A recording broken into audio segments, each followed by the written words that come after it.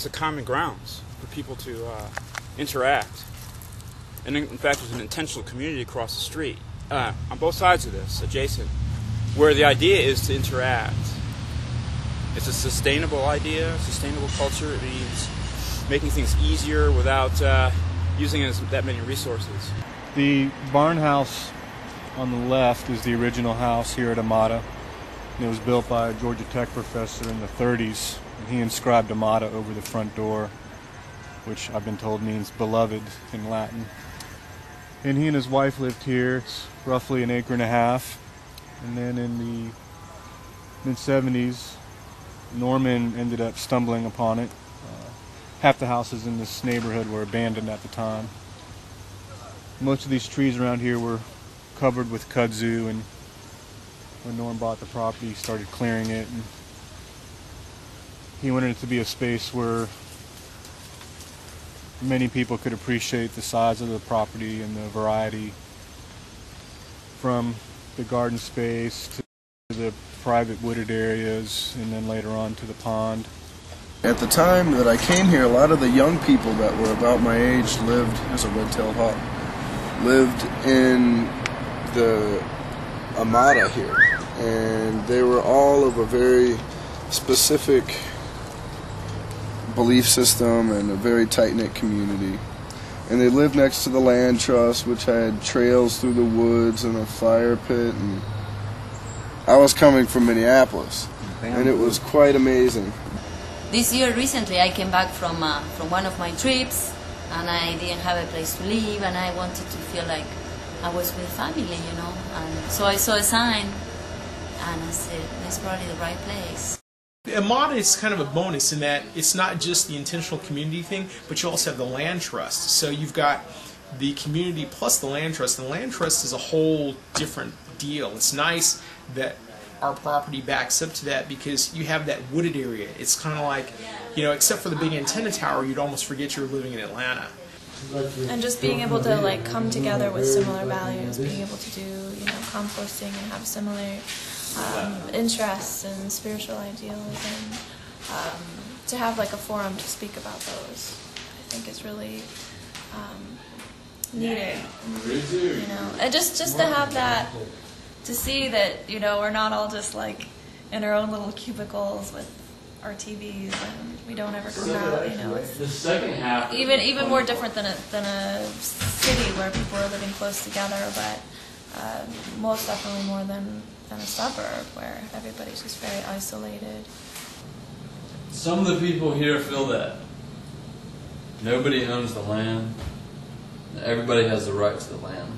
And stewardship of the land, that the land owns us, we don't own the land.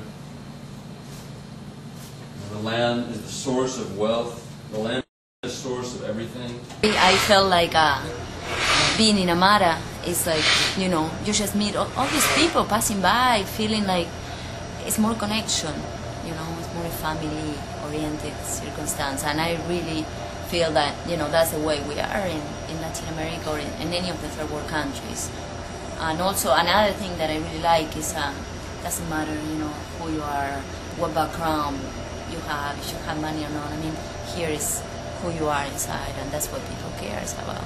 It shows that people can live together and share resources and not kind of like plunder the planet like the way we've been doing. Like, you know, like everyone has a separate house, separate bathroom, separate this, separate that. Whereas here we share that, and it saves, you know, on the environment, but it also saves us money too. Well, I go to the drum circles. I haven't been to any of the studio events. Those are relatively recent. Recent development. Before it used to be the studio was open, so we just go down there and do like to meditate and do yoga and stuff, and they do karate lessons and stuff down there too. And before it was closed off, I spent a good bit of the summer painting, and I did a lot of painting in there. Now I'm trying to beautify the whole entrance since I just started managing the studio a couple of months ago. So I'm trying to make it really welcoming. There's a barking dog and there's construction going on, so it's not exactly the most warm, fuzzy entrance. But the intention is definitely to create that atmosphere in the sacred space. We've got numerous garden beds. Times we've had chickens, we've had goats. We currently have Lou, the emu. And there's a small private fire pit over here. There's a variety of construction projects underway at the moment. As you can see, there's new construction going. I moved somewhere else in the neighborhood while the new house is being built, and then I moved back in there. It's at an angle to all the other houses. All the other houses are square. It's north, south, east, west. This house has angles that go southeast. I can't think of any other house on the block. I've been in every house. Here's another one of the many garden beds. This is planted by Tractor Bob.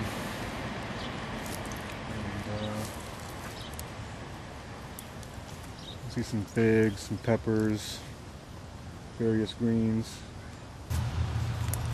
I'm hired on by the land trustees to take care of this place. I like that there's gardens and green space because it's in the city and there's not a lot of that. Yeah, and I like the community atmosphere. Yeah. You know, I think there needs to be more places like this. I've done a lot of gardening, hot peppers, and up the hill I have some Thai peppers and jalapeno peppers. We've got mulberry, Chinese chestnut, pecan, pear, blueberries, various mints, bamboo, mimosa, cherry trees, tomatoes. Delicious, even first week in November. You know, it's like a garden though. You plant a seed and you pick flowers all year, put them in your house, and celebrate that is, you know, who we are.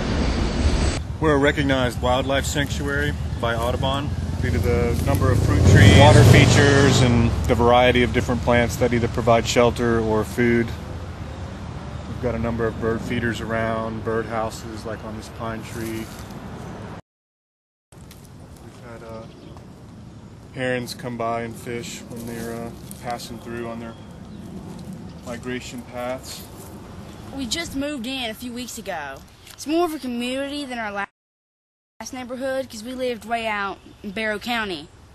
And it was a cul-de-sac, and there wasn't really that much that as soon as people came home from their job, they're pretty much isolated inside. It's a good place to grow up. You know, it's a safe and it's a good place to grow up. Every neighborhood needs a land trust, and every neighborhood needs a place to celebrate the relationships that are so profound. You know, the relationships between each other as humans and this planet, nature, the animals, and there's so much to celebrate. Look around your neighborhood, and if there's vacant land, get together with neighbors and try to buy it and put it into a nonprofit corporation, and you'll have some magical stuff happening too. There should definitely be more land trusts, and people in my community be willing to help other people start out and give a basis for what we've already figured out over the almost 20 years.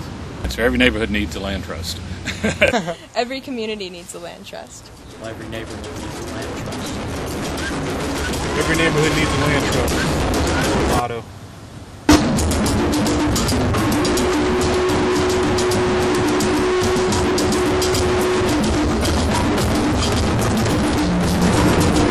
The ones on the other side of me.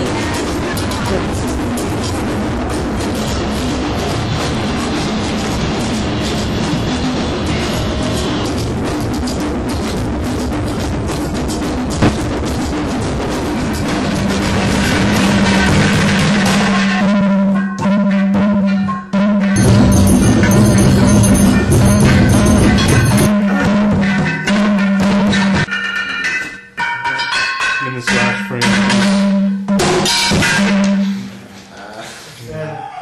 Yes, every neighborhood